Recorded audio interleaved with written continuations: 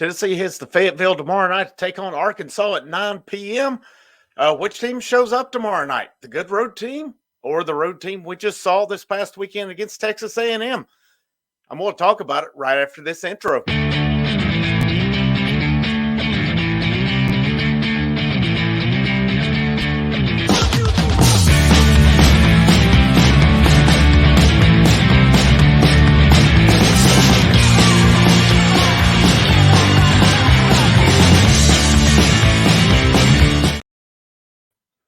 This is Frank Rock. This is the House of Orange Sports Channel coming at you. Happy Tuesday. Thanks for tuning in with me. Thanks for checking out the channel.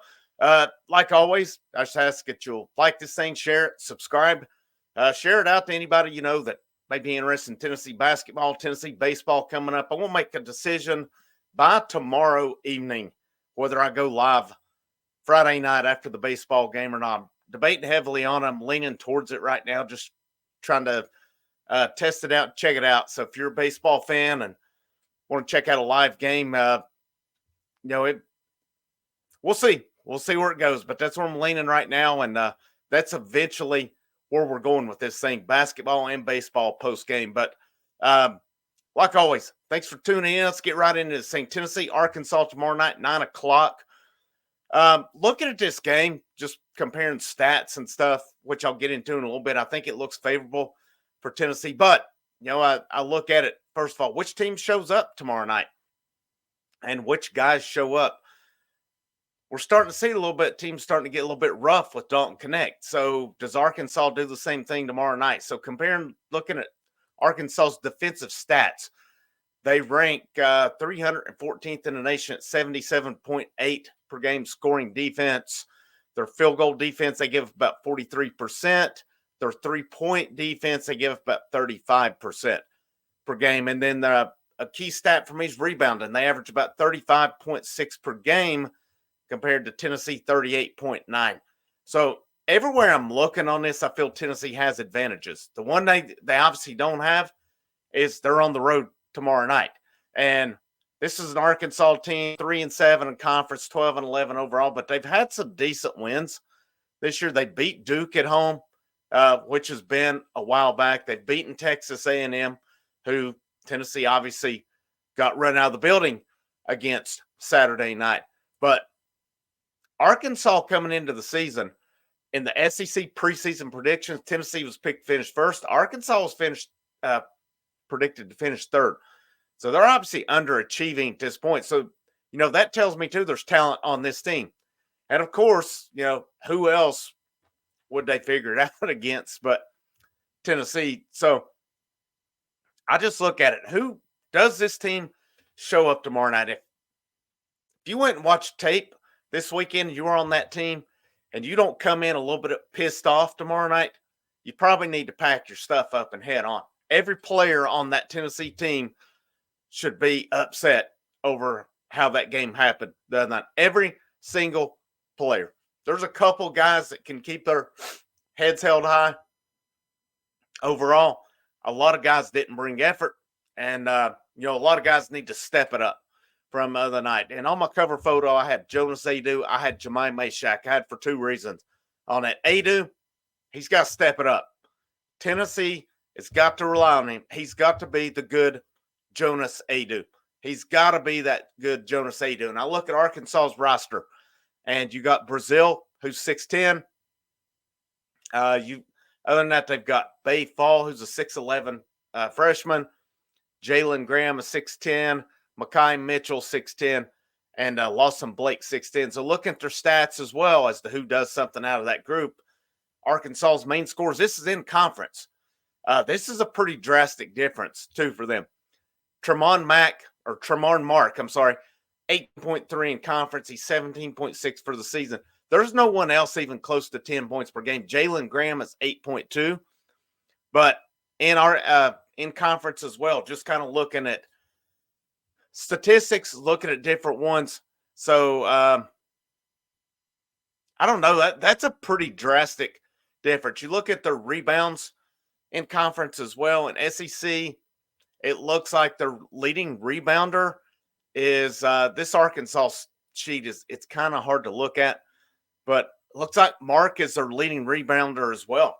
So, I mean, well, you got Mekhi Mitchell with 50 rebounds in conference, Mark at 46. So, again, this is not that great of a rebounding team.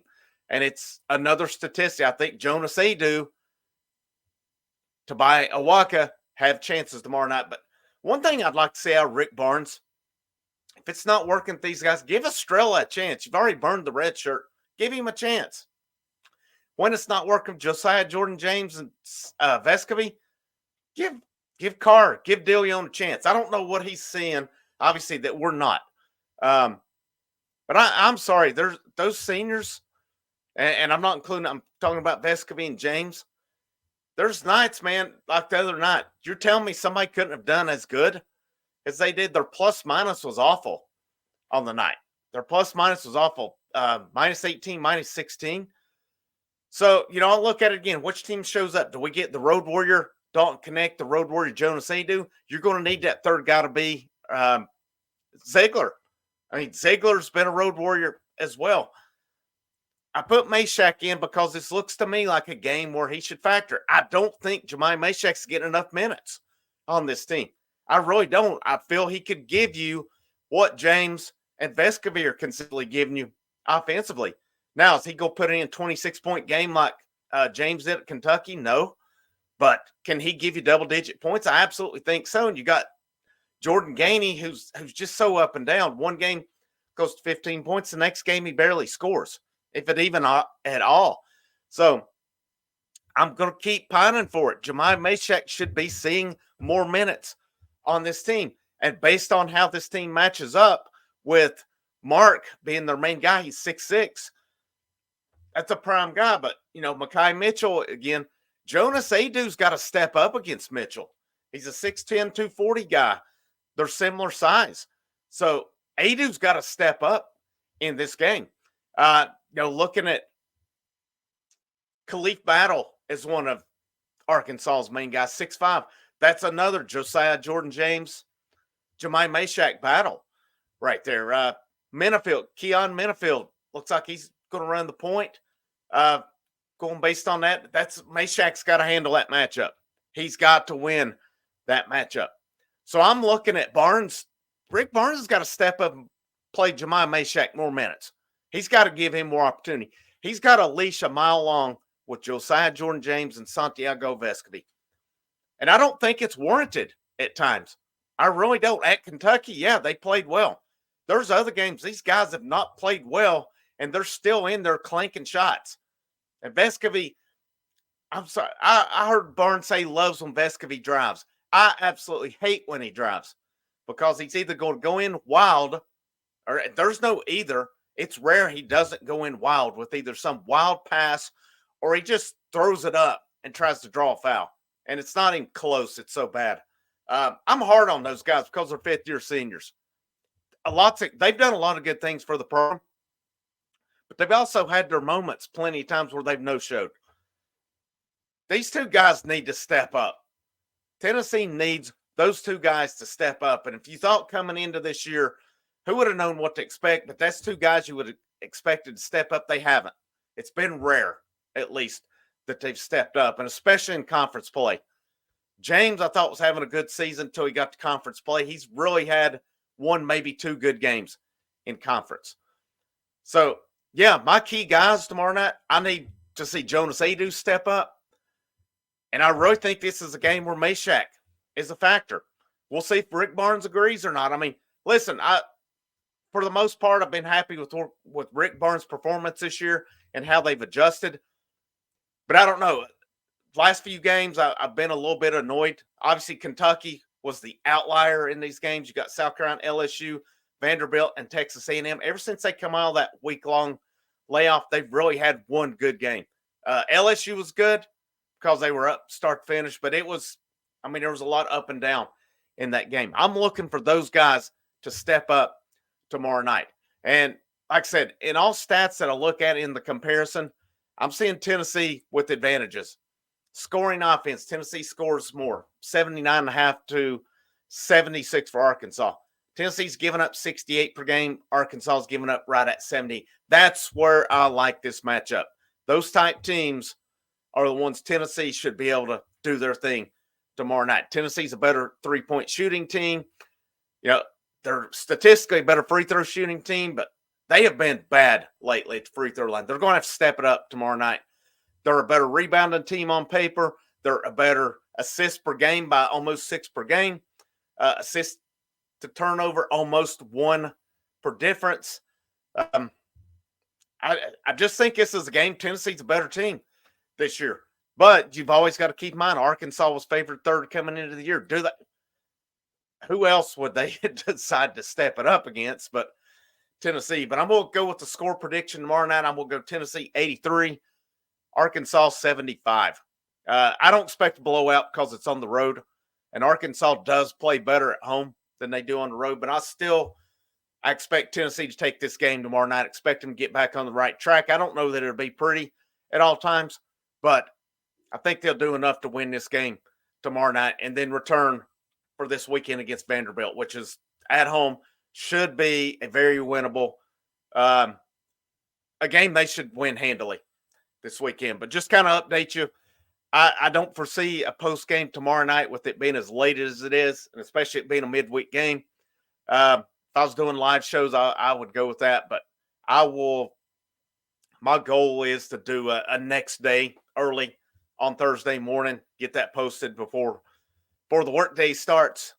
Like I said, I'm going to decide tomorrow night whether I go live Friday night or not. And I'm leaning that way right now. And then, if it goes good Friday night, we'll see about Saturday and Sunday night after the baseball games as well. Like I said, that's the goal. That's the future for baseball on this channel.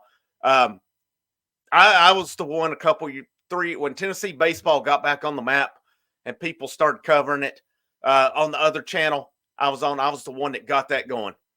We started covering it on there, and others started doing it as well. We were the first ones on it.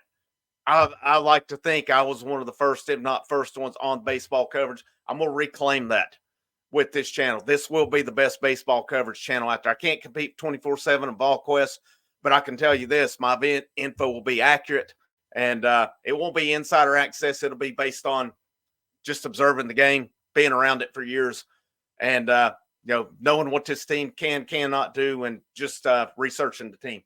That's where this thing's going. Frank Rock, House of Orange, thank you for tuning in with me. Make sure you like, share, subscribe. Happy Tuesday, and as always, go Vols.